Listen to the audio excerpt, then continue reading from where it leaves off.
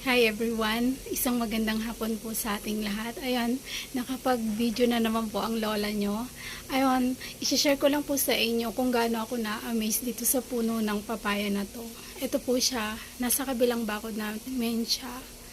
Last year pa ako nakakuha ng bunga niya and sobrang natutuwa ako sa kanya kasi nakatanim lang po siya sa isang plastic na kulay black. Tapos tumubo siya dyan ng sobrang liit ng katawan niya. Pero yung bunga niya, mas malaki pa sa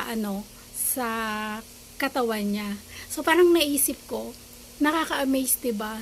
Matayog siya, mataas pero maliit lang. Na anytime pwede siyang ibagsak ng hangin kapag dumating yung bagyo. Pero ilang bagyo na po yung dumaan pero nanatiling nakatayo po yung papaya na yan. Gaano man siya kaliit. Kasi yun po yun dahil sa sa mga nakasupport na baging sa paligid niya mula sa iba't ibang puno na nasa paligid niya rin. So dahil doon, hindi siya bumabagsak. So parang tayo din sa mga tao, naisip ko na tayo bilang mga tao, hindi natin pwedeng sabihin na kaya natin lahat mag-isa.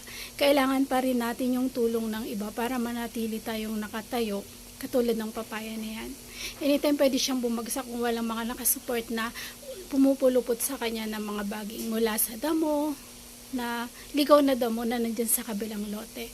So, sa gaano man siya kaliit, pero yung bunga niya, actually, ang dami yung bunga malaki pa yung bunga niya sa katawan niya. So, sa ating mga tao, gaano man tayo kaliit sa paningin ng iba, kaya at may kakayanan po tayong mag-produce o makagawa ng bagay ng higit sa inaakala ng iba. So maliit man tayo sa paningin ng iba pero meron sa atin na magandang bagay, kaya nating gumawa ng higit sa kung ano yung iniisip ng iba sa atin.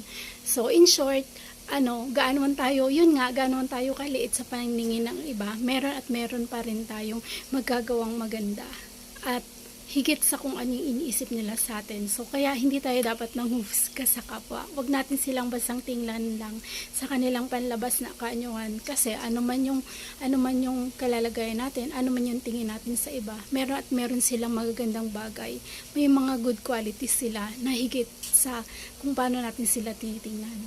So, ayun lang po yung magandang bagay na nakita ko dito sa papaya na to.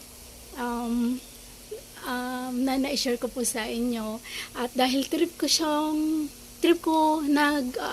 nagkikrave ako sa ginataang papaya kaya pipitasin ko na po yung bunga niya today.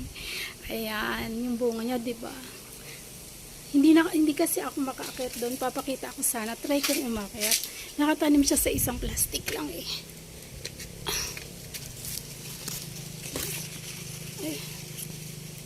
Ayan, kita ba? Ayan yung kulay black na plastic. So, tumubo siya dyan. So, hindi lang siya naitutumba ng bagyo dahil dun sa mga nakasupport sa kanya. So, kaya tayong mga tao din, parang tulad rin ng papaya na to. Kailangan natin yung support ng iba para manatili tayong nakatayo. Yun. Be blessed everyone at salamat po sa panonood nyo. Magandang hapon. Magugulay na ako.